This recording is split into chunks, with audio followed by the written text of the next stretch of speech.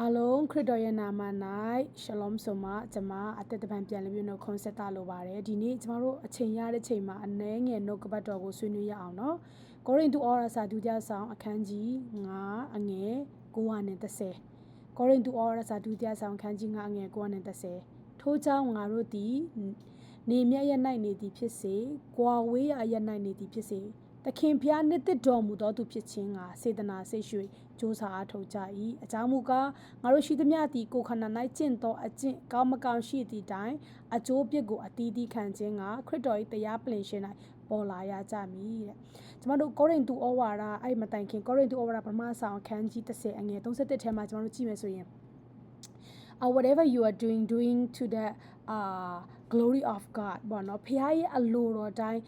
ပြုလျာကိုင်လျာထဲမှာဖခင်ဘုန်းတော်ထင်ရှားဖို့ရန်အတွက်လုပ်ကြပါဆိုမှကျမတို့ကောရိန္သုဩဝါဒစာပထမဆောင်ခန်းကြီး30အငယ်31ထဲမှာဖော်ပြထားပါတယ်ကိုဘာပဲလို့ဖခင်ရဲ့အလိုတော်ဖခင်ဘုန်းတော်ထင်ရှားဖို့လုပ်ပါစားတာဖြစ်စေတောက်တာဖြစ်စေကိုဘာပဲလို့ဖခင်ရဲ့ဘုန်းတော်ထင်ရှားဖို့ရန်အတွက်လုပ်ပါဆိုမှကောရိန္သုဩဝါဒစာပထမဆောင်ထဲမှာကျမတို့တွေ့ပါတယ်ဒါပေမဲ့ဒီထဲမှာကျမတို့ကောရိန္သုဩဝါဒစာဒုတိယဆောင်ကိုပြန်ရောက်တဲ့ခါမှာဗာပြောလဲဆိုရင်ငါတို့ကတဲ့ထို့ကြောင့်ငါတို့ဒီနေမြဲအရ၌နေသည်ဖြစ်စေ၊ကွာဝေးရအရ၌နေသည်ဖြစ်စေသခင်ဖျားနှစ်သက်တော်မူသောသူဖြစ်ခြင်းကစေတနာစိတ်ရွှေကြိုးစားအားထုတ်ကြ၏တဲ့ဖျားရဲ့စေတနာဖျားရဲ့ဗာလဲနှစ်သက်တော်သူဖြစ်ဖို့ရန်အတွက်ကျမတို့ကြိုးစားအားထုတ်သူတစ်ပါးနှစ်သက်ဖို့မပြောဘဲနဲ့ဖျားရဲ့နှစ်သက်တဲ့အရာဖြစ်ဖို့ကြိုးစားအားထုတ်တယ်လို့ပြောတယ်အဲ့ဒီစစ်ပြီးဖတ်မယ်ဆို30မှာဗာလဲကိုဘာပဲလို့ကောင်းမကောင်းရှိသည့်တိုင်အကျိုးပြအတီးတီးကိုကျမတို့ကခရစ်တော်ရဲ့တရားပလင်ရှိမှာပေါ်လာမယ်လို့ပြောတယ်ဆိုတော့ကျမတို့ရဲ့အသက်တာတွေမှာတကယ်ပဲဖျားနှစ်သက်တဲ့အရာတွေကျမတို့လုပ်နေပြီလားကျမတို့တခါတလေမှာမမြင်သူများတွေမမြင်ရတဲ့နေရာမှာကိုကဘာလုပ်နေသလဲ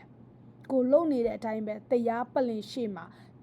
ကျမတို့အတီးတီးကိုအကျိုးပြစ်ကိုတဲ့အကျိုးပြစ်ကိုတဲ့အတီးတီးခံခြင်းကခရစ်တော်၏တရားပလင်ရှင်၌ပေါ်လာရကြမည်လို့တနေ့နေ့တစ်ချိန်ချင်းကြာရင်ဒီအရာပေါ်လာမှာဖြစ်တယ်မိတ်ဆွေ